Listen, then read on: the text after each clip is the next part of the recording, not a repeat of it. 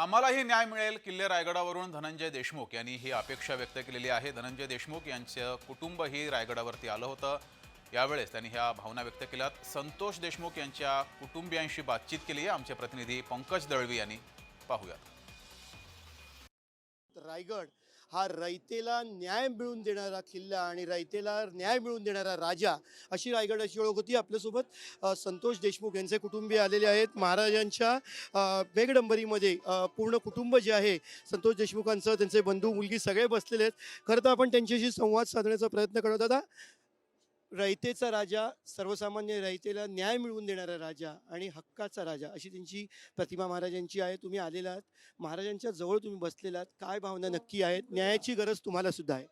आम्ही सगळेजण कुटुंब आलो आहोत. आम्ही नतमस्तक झालो छत्रपती शिवाजी महाराजांच्या पुढे आणि आम्हाला न्यायाची अपेक्षा आहे. आम्हाला न्याय भेटला पाहिजे आणि आत्ताचं जे काही सरकार आहे त्यांना एक संधी आहे की या राज्यामध्ये अन्याय झालेला, ज्याच्यावर अन्याय होतो त्याला न्याय देण्याचं काम, त्याचं एक उदाहरण किंवा त्याचं एक आत्ता जे संधी आली ह्यांना की ज्या प्रकारे आमच्या कुटुंबावर जो हल्ला झाला, आमच्या भावाची जी हत्या केली, त्यांच्या सगळ्या गुन्हेगारांना कठोरातली कठोर शिक्षा देऊन यांना एक दाखवून द्यायची संधी आहे की इथं आरोपीला पाठीशी घातलं जात नाही, इथं आरोपीला शिक्षा दिली जाते आणि आम्हाला तीच अपेक्षा आहे. आम्हाला त्या माध्यमातून आम्हाला न्याय पाहिजे.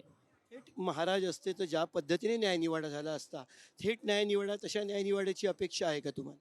तसंच पाहिजे, कारण आता सगळं सिद्ध झालेलं आहे. आरोपी जेरबंद झालेले आहेत, एक आरोपी फरार आहे. परंतु जे आरोपी जेरबंद आहेत त्यांना ज्या पद्धतीनं महाराज छत्रपती शिवाजी महाराज त्यांच्या स्वराज्यामध्ये जो न्याय द्यायचे आणि अन्यायाला कधीही थारा देत नव्हते, तसाच न्याय आमच्यासोबत व्हावा अशी आमची अपेक्षा आहे. न्याय तर नक्कीच मिळणार आहे, कारण की आमचा विश्वास सर्वांवर आहे.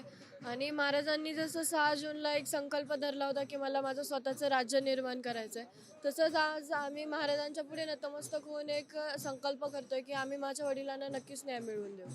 या सरकार, तेव्हा प्रशासन, शासन हे छत्रपती शिवाजी महाराज, त्याच्या सरकारकडनं न्याय मिळेल अशी अपेक्षा आहे तुला? अपेक्षा तर आहे आणि आम्हाला विश्वास देखील आहे, ते आम्हाला नक्कीच न्याय देतील. काहीही झालं तरी संतोष देशमुख यांना न्याय मिळवून द्यायचा. कॅमेरा पर्सन ललित चौधरी सोबत पंकज दळवी, जय महाराष्ट्र न्यूज, किल्ले रायगड.